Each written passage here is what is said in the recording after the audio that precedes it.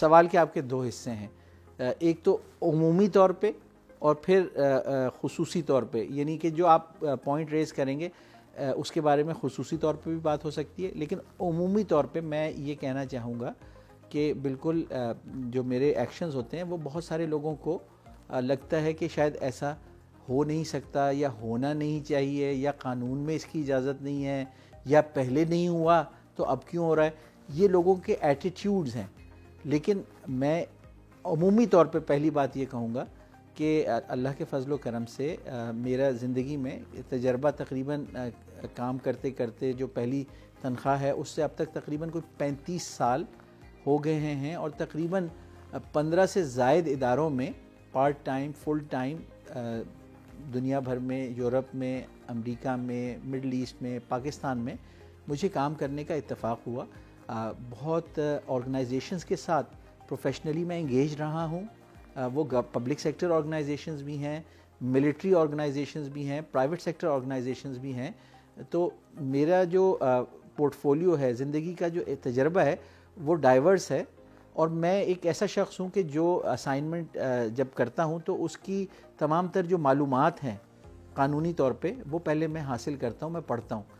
اور میں اپنے جو اختیارات ہیں یا میری جو ذمہ داریاں ہیں ان کو خود سے پہلے بہت سمجھتا ہوں اور اس پہ بہت میں سوچ بچار کرتا ہوں۔ تو عمومی طور پہ میں پہلی بات یہ کہوں گا کہ جو بھی میں ایکشنز لیتا ہوں وہ سوچ سمجھ کے لیتا ہوں۔ اس میں لوگوں کو لگتا ہے کہ اگر فیصلہ جلدی ہو جاتا ہے یا فوری طور پہ فائل پہ اپروو لکھ دیا جاتا ہے تو شاید اس میں کچھ سوچا نہیں گیا، حالانکہ ایسی بات بالکل نہیں ہے۔ کچھ ایسی چیزیں ہوتی ہیں، کچھ فائلیں ہوتی ہیں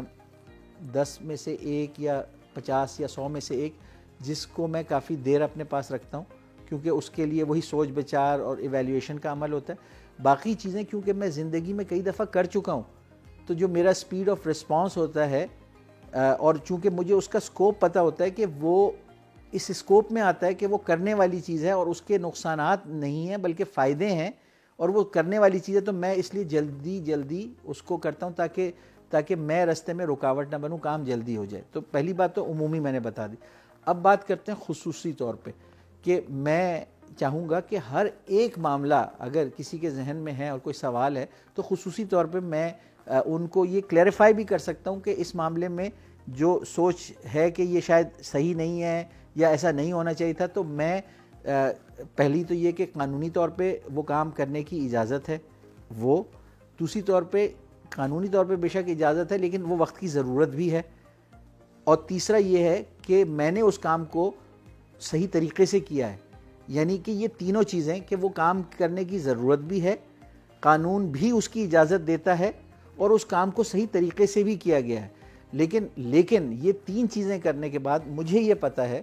کہ بہت سارے لوگ ہیں جن کو آپ کبھی مطمئن نہیں کر سکتے، کیونکہ ان کے ذہن میں قانون وہ ہے جو وہ سوچتے ہیں یا جو کہتے ہیں، قانون وہ نہیں ہے جو قانون کی کتاب میں لکھا ہوا ہے۔ تو میں ایسے لوگوں کو 100% میں مطمئن نہیں کر سکتا، جیسے علامہ اقبال کا بھی ایک شعر ہے کہ بیاں میں نقطۂ توحید آ تو سکتا ہے،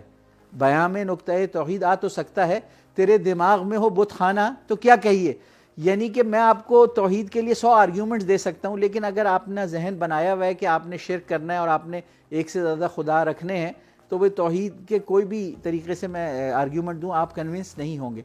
تو یہ معاملہ بھی کچھ اسی طرح ہے۔ تو میں اس کو کلیریفائی کرنا چاہتا ہوں کہ میں انگریزی میں ایک لفظ ہے ریکلیس قسم کا انسان نہیں ہوں کہ جو فیصلے بغیر سوچے سمجھے لیتا ہے، چونکہ میرا کام میری محبت ہے، تو میں اس کے بارے میں جیتے جاگتے بھی سوچتا رہتا ہوں، بہت زیادہ سوچ بچار کرتا ہوں، اکثر اوقات نیند میں بھی سوتے ہوئے ان چیزوں کے بارے میں خواب دیکھتا رہتا ہوں، اور وہ اس کی جو گتھیاں ہیں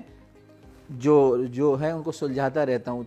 تو شاید اسی لیے علامہ اقبال کا ایک اور شعر ہے جو میرا فیورٹ ہے کہ خرد کی گتھیاں سلجھا چکا میں، میرے مولا مجھے صاحب جنوں کر۔